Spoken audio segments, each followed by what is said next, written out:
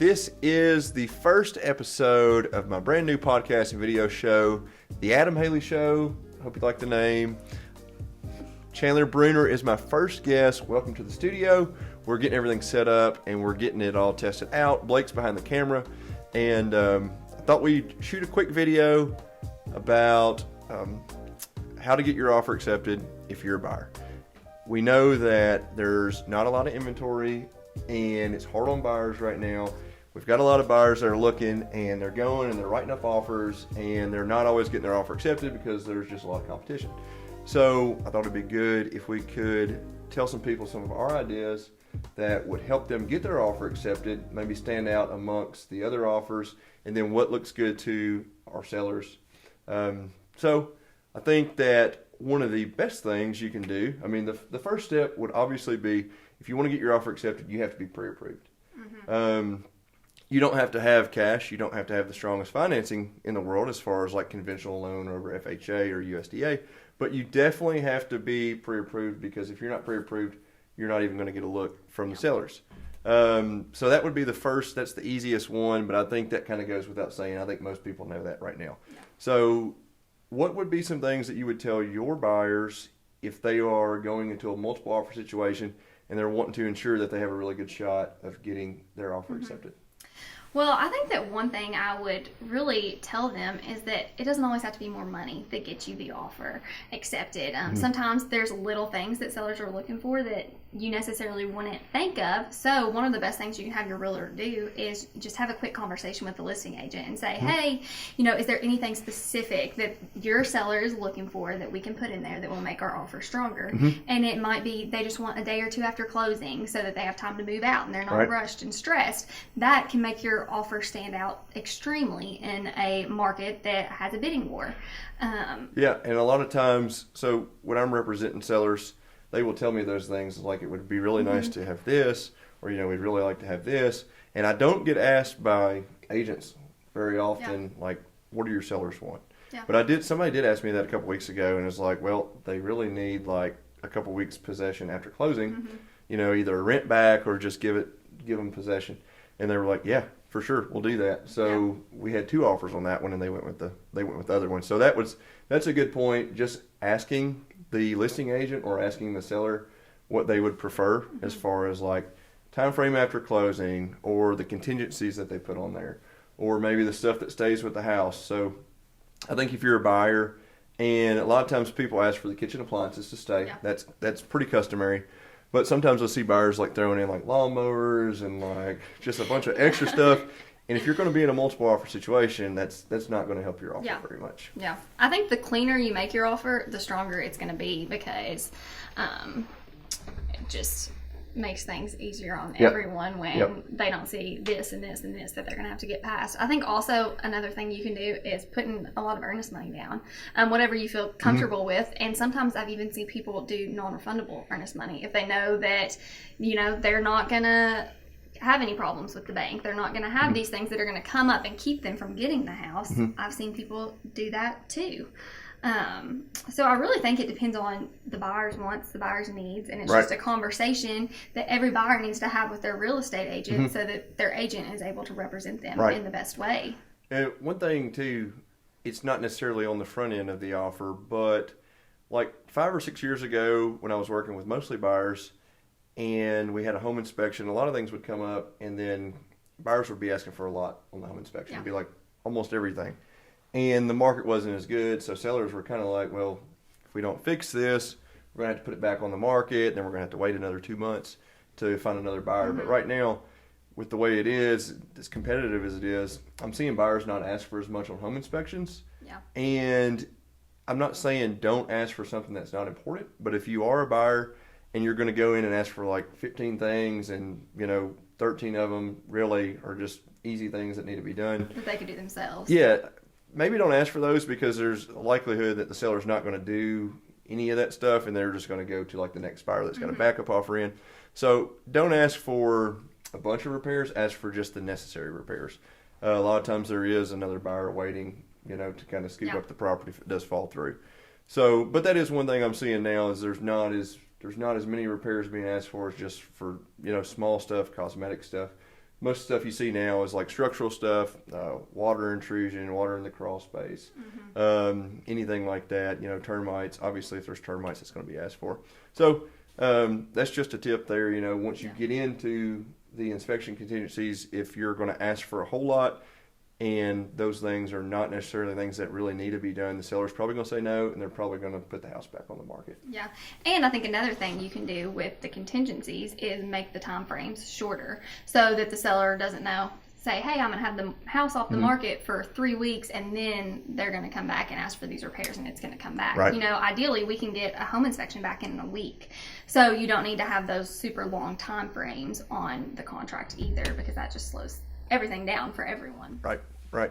One thing that I've had work really well, and actually I think it's worked every time we've done it. And a lot of people don't do it, but I think it's a good idea. Yeah. So if you are a buyer and you want to write a letter with your offer to the seller, telling them what you like about the house, what you love about the house, maybe your family dynamic, why you're wanting to move there, why you're wanting to be in that school district, why the space works for you, what you like about their decor, what you like about the landscaping, and just put a lot of thought into that and some real emotion into that. And I've also had people submit pictures with it too, so that they can see the family that's going to live there. Because I think that a house has so many emotions for the seller, and I think them knowing that, a great family is going to come in here and make great memories makes a huge difference. When I've got a letter, when I'm representing the seller, they always appreciate that. And then it seems like when I have the buyer and we write letters in multiple offer situations, I think that it's worked every single time. So it's not saying it's going to work every single. Now, if you write a letter and you offer like $30,000 less than what they're asking, probably not going to work. It's probably not going to make that much of a difference.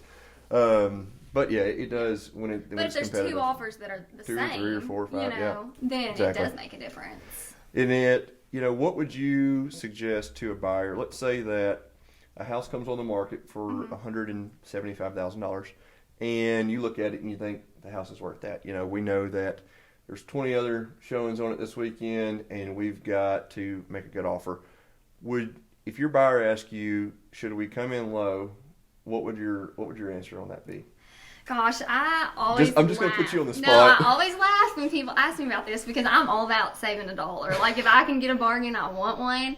But I think that I always tell them, if you try to put in a low offer, you have to be okay with losing this house. Like, it's up to you at the end of the day. If you want to offer $10,000 less, like, I cannot make that decision for you. I just want you to be informed that you could lose it, because a lot of the times once you get into, going back and forth, there's going to be another offer that comes in that time frame, when if you would have just come up with your strongest offer to begin with, you probably would have gotten the house. And 90% of the time, even if people come in with a low offer, sellers aren't budging right now because they don't have to very often. Right. So you might save yourself a tiny bit of money, but I haven't seen many sellers go down on price unless they're just like completely ready to get out of the house. So you can try it, but I think there's a ton of risk involved, and that's always what I want the buyers to know on the front hand. Right. So let's say that we've got multiple offers. There's going to be like 4 or 5 offers. And the listing agent calls you and they say, hey, we've got, 10 showings. We're accepting offers through tomorrow night at 7 o'clock. What would be like your ideal, like constructing the offer, what would be like the ideal way to do that if you're representing the buyers? Well, I think you just talk to the buyers, you explain the situation, and you say, this is the only chance you have at this house right now. If you put a low offer in, it's very doubtful that all of these buyers that are coming in and looking at it are going to put a low offer in. And we've seen some houses that have gone for, $10,000 over asking price this year or more. Right. So I think that if they really want the house, come in at purchase price, or would you say, let's come in a little bit above? Come in at asking price, sorry. Yeah. Or come in a little bit above asking price. I think it depends on how badly they want the house. But if they're going to be sad if tomorrow I give them a call and they do not have the house, then I think that it's always a good idea to make the offer as high as you want to go, as high as you feel comfortable going with. And there is protections on that, right? Because if the appraiser feels like they're giving too much for the house, they're not going to appraise the house for that. And of course, if they don't appraise the house, then there's going to have to be a renegotiation of that, or the buyer's going to have to come up with more money. But they can void the contract regardless if the appraisal comes in short. And there has been some appraisals come in short. We've been dealing with that. Yeah, and I've got 3 that's like within the last month that's come in short. So just because you offer something crazy doesn't mean, you can feel safe that an appraiser is going to tell you what it's really worth. Yeah. So if they feel like the lender should not loan you that money, then they're going to tell you that. So you are protected there. And of course, you're protected home inspections and termite inspections and on your financing. So you've got those contingencies in there to protect you as a buyer. But I think, offering, asking, or a little bit above if you're comfortable with that, especially if you know there's going to be multiple offers. Conventional loan to cash typically looks better to most sellers. Not always, but typically a conventional loan where you're putting money down, and you can do a 5% conventional loan. 5% and up. A lot of times through a local bank it'll be 10% and up. Some secondary market lenders will do 5% conventional loan. Home inspection. If you're telling them, hey, we're going to get our home inspection done. If you accept our offer, we've already got it lined up for Monday. You'll know by Monday afternoon if there's going to be something that's going to blow this deal up or not. Yeah. So shorten those times up, like you said earlier. And asking them if they need time after closing. I represent a lot of sellers, and a lot of the sellers ask if we can get some time after closing to move out. So if they're willing to give them a week or a couple of days or 2 weeks or whatever that is, if it's a farm and there's a building and there's a barn or something like that, giving them a month to clean out the barn or a month to clean out the shop. Just whatever you can do to talk to that seller, like you said, find out what their needs are besides just price, and then submit it how they would prefer. Yeah. And I think the odds of getting the offer accepted go way up. Yeah. And I think that if you're just willing to have conversations with people, look at it from the seller's standpoint and try to be understanding of them as well, it's going to make it so much easier on you, because everyone's struggling right now because things are going so fast. There's not much on the market. Right. And everyone's in the same boat. So I think just understanding someone else's point of view can do wonders for you. And I think adding to that too, if you know there's going to be multiple offers, it's probably not the best idea to give the seller 30 minutes to decide to accept your offer or not. Because if you try to rush the seller and they have multiple offers, they're going to say, well, it doesn't matter because I have multiple offers. So I feel like if you're gracious with them and giving them some time to think about it before your offer expires, I know a lot of my sellers have said, well, I'd rather go with these people because they didn't try to rush me into making a decision. So that's just something else to consider as well. Don't put an hour, to decide yes or no one way or the other. And I think a lot of people go about that the wrong way because they kind of want to have an iron fist and have the power. Yep. Which that just doesn't always sit well with the seller. Right now, sellers definitely have the power. Yeah. And it could turn around at some point in the future to where buyers are the one again that has the power and it's buyer's market. But right now, it's definitely seller's market. So anything you can do to understand their needs. If you feel like their asking price is fair, meet them there, or offer them a little bit more, offer a bigger earnest money deposit, and then just construct your contract in a smart way with your real estate agent, and just rely on them to give you the information that they need to write that offer up. Yeah, and your agent is always going to have your best interest in mind. So. Supposed to. They're supposed to. We will. If you choose us, we will have your best interests in mind.